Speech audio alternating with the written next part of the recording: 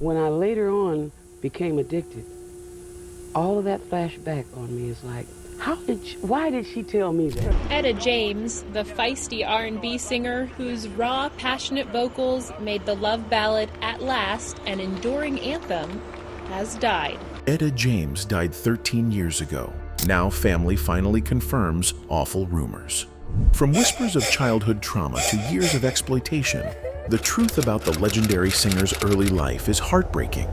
Here is a young woman, it's a 17-year-old woman, and she's big and bad enough to be out on this tour. She's also big and bad enough to get into trouble. Born to a teenage mother and never knowing her father, Etta James was passed from one guardian to another, leaving her with deep emotional scars. The Rolling Stones called you the last red hot soul mama. The last of the red hot soul mamas, huh? Some say she was abused by her foster father. Others point to racism in the Jim Crow South, heroin addiction, and financial abuse by record labels. These hidden truths reveal the pain behind her powerful voice. Let's uncover what her family finally confirmed. Baby, baby, baby, I'd rather be a blind girl. Etta James was born on January 25, 1938, in Los Angeles, California. From the beginning, her life was full of pain and confusion. Her mother, Dorothy Hawkins, was only 14 years old when she gave birth to Etta. Dorothy was still a child herself, not ready to be a mother. She had a very hard life and even went through something very terrible. She was forced to be sterilized, which means she was made unable to have more children. This sad event added more problems to a life already filled with struggle. Dorothy had trouble caring for Etta and often left her with other people, which made Etta feel unwanted and lonely. And as a child, my mother was a real jazz lover and everything, and so I had been through those same experiences. As Etta grew up, she didn't have a stable home. Her mother would come and go. Sometimes she would show up, and then just as quickly, she would disappear again. Dorothy didn't stay long enough to give Etta the love and care she needed. Because of this, Etta never felt close to her mother. In her book, Rage to Survive, Etta called her mom the Mystery Lady because she came around only once in a while and was gone before Etta could even get used to her being there. Etta said her mother was like a crazy nightmare that kept showing up and leaving without warning. This kind of emotional pain was very hard for a child to handle. Many nights Etta was left alone in small, dark, and dirty rooms. She would sit there crying, afraid and hungry, hoping someone would come back for her. Sometimes, she thought no one ever would. In her own words, she remembered how scared she felt, thinking she would be forgotten in that awful place. These painful memories stayed with her for the rest of her life. Because of everything she went through, Etta later had a lot of emotional problems and even went to therapy as an adult to help herself heal. She also believed that maybe all the pain she went through helped her become a singer. She wondered if her life had been normal. Would she have ever become the famous Etta James? Since her mother couldn't raise her, Etta was sent to live with other people. One couple she stayed with was Lula and Jesse Rogers. She called them Mama Lou and Sarge. Mama Lou was kind to Etta and she loved her very much, but Sarge was not nice. He was often mean and even abusive. When he drank alcohol, he would come home and force little Etta to sing in front of his friends. She was just a small child, and if she didn't want to sing, he would beat her with a razor strap. Etta hated those moments. She was tired, wearing dirty pajamas, and just wanted to sleep. But instead, she had to sing songs for drunk men while feeling embarrassed and angry. This is one reason why, even when she became famous, Etta didn't like doing encores, because it reminded her of those painful times. Etta first learned to sing in church at St. Paul Baptist Church. She had a strong, beautiful voice, and people started to notice her talent. But when Sarge saw that others were paying attention to her, he wanted to take control. He started acting like he was her manager. When the church didn't give him what he wanted, he pulled Etta out of the choir. She was only 10 years old. This broke her heart. Singing in church was something she loved, and losing that made her very sad. Etta James grew up with a lot of pain, but she turned that pain into powerful music that touched millions. Her story shows how strong she was, even as a little girl. Etta James was just a teenager when she recorded her hit song, Roll With Me, Henry, in 1955.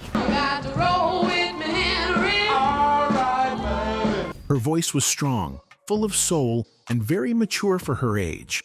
The song was a fun and playful response to Hank Ballard's earlier song, Work With Me, Annie.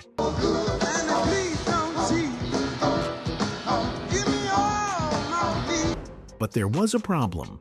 Some people thought the words in Roll With Me, Henry were too suggestive, meaning they sounded a little too grown up or sexual for the time. Because of that, many radio stations refused to play it.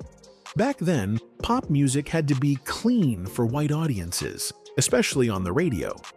To make the song more acceptable to a wider crowd, another singer named Georgia Gibbs recorded a new version.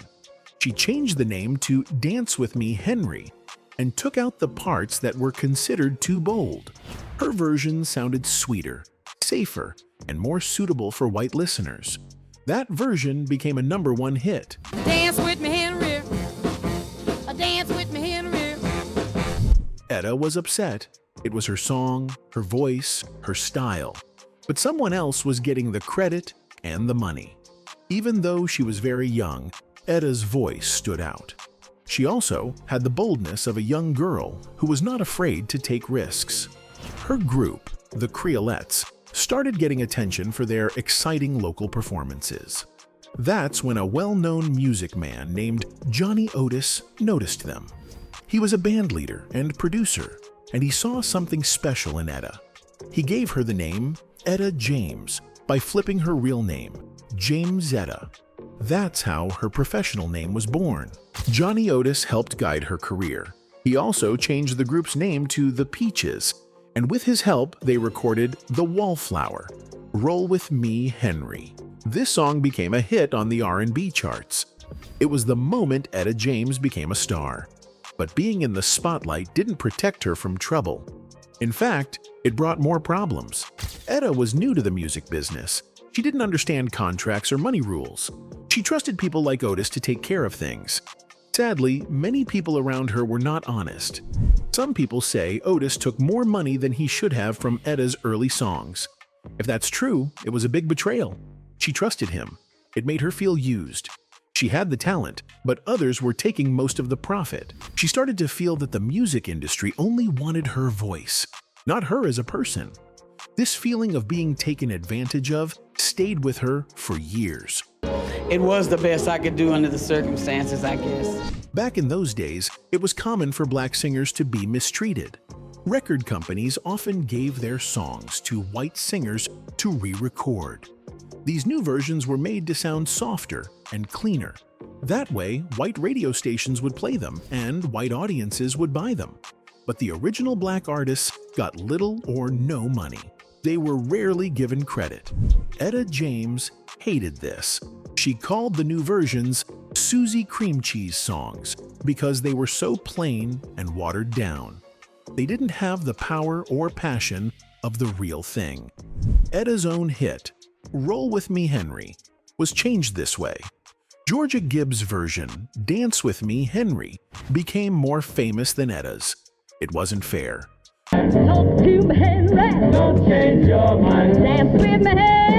Touring in the South made things even harder for Etta. At that time, the South was still deeply segregated. Black people had to use separate hotels, bathrooms, and restaurants. Black performers were not treated with the same respect as white ones. Even if they were stars, they were often paid less and given poor conditions. Etta saw this firsthand. She faced racism on the road, and it made her angry and sad.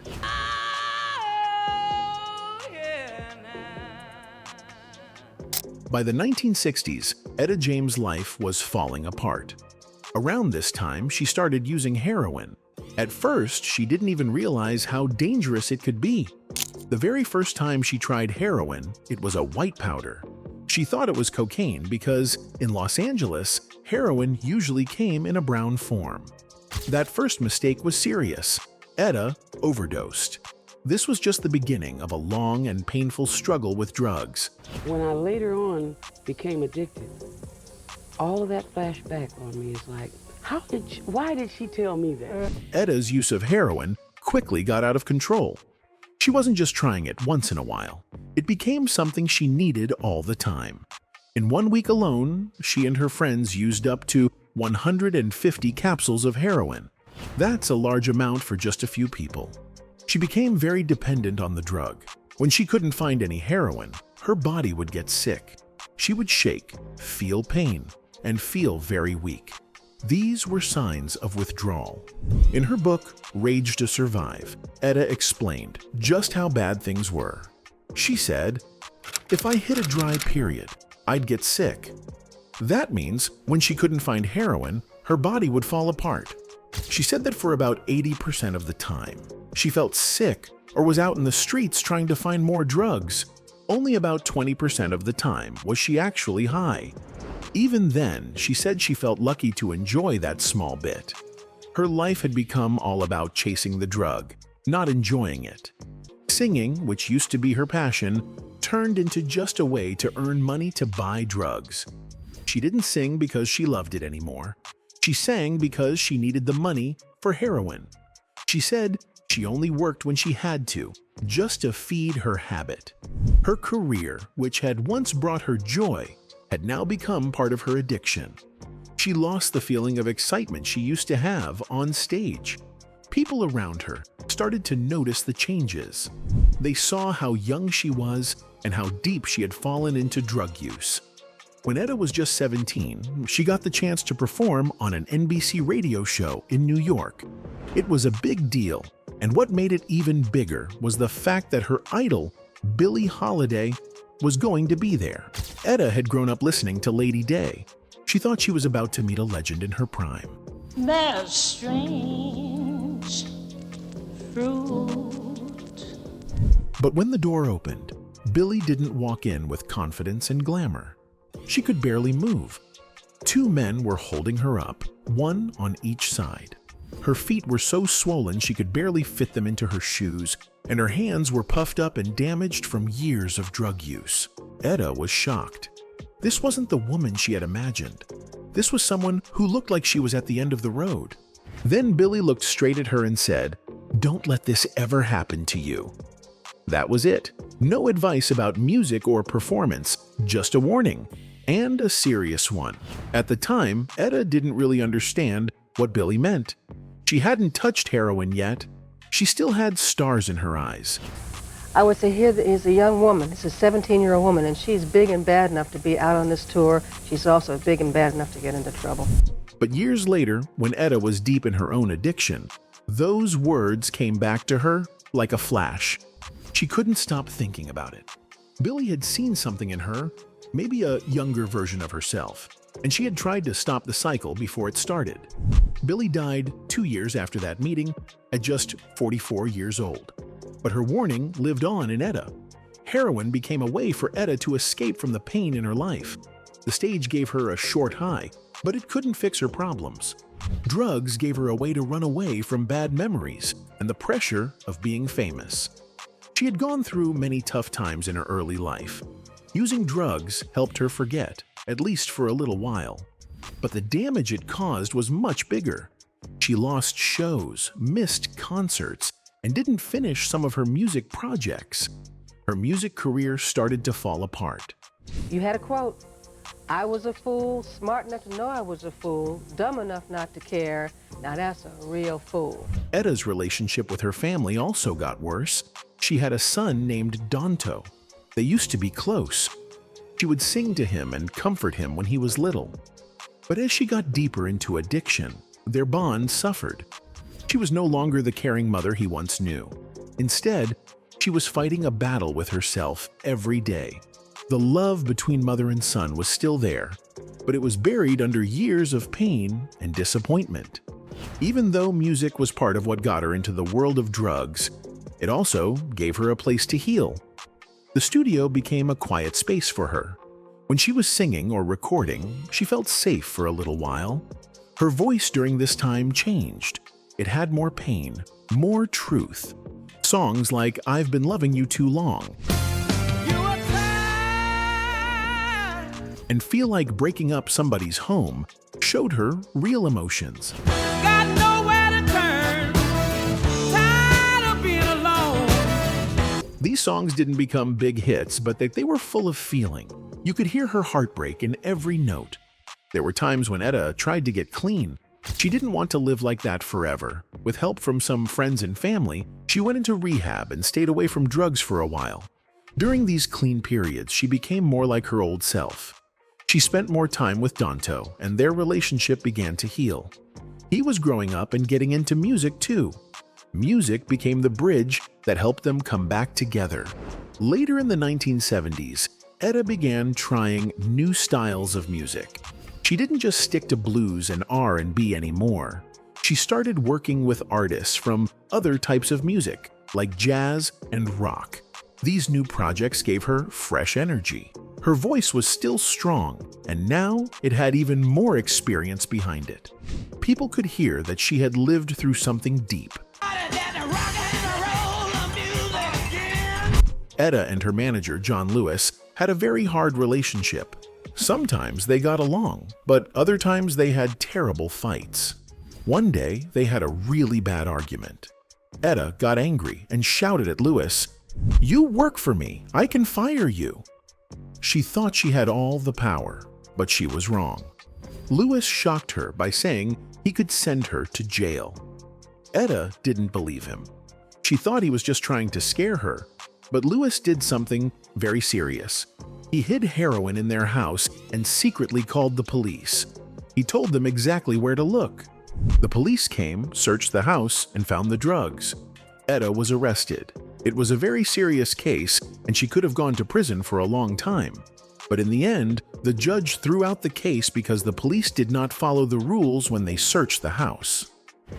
Even though Lewis set her up, she didn't stop working with him.